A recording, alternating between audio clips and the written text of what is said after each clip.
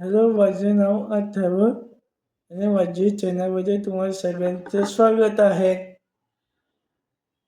तर मी आज तुम्हाला शंकर आणि पार्वती यांच्या विवाहाची गोष्ट सांगणार आहे.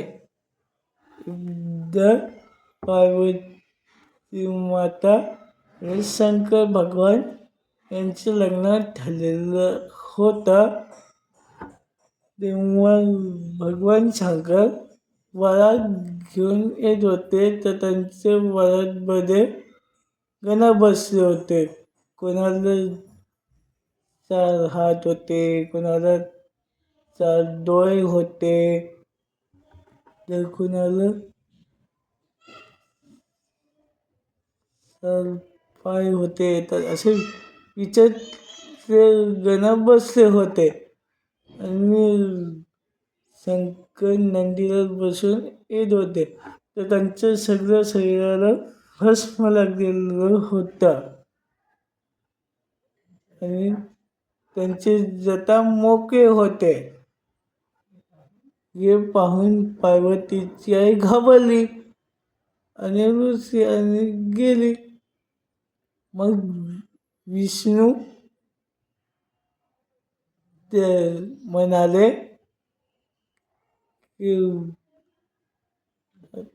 आता तुम्ही काळजी काही करू नका.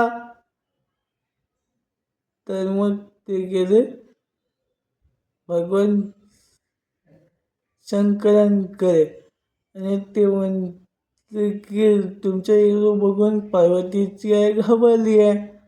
मला मला माहिती आहे की हे पण तुमचे एक रूप आहे, पण तुम्ही त्यानं रूप घेऊन या.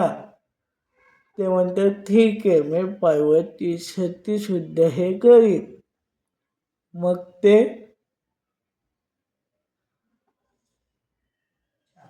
छान रूप घेऊन येतात आणि अशा प्रकारे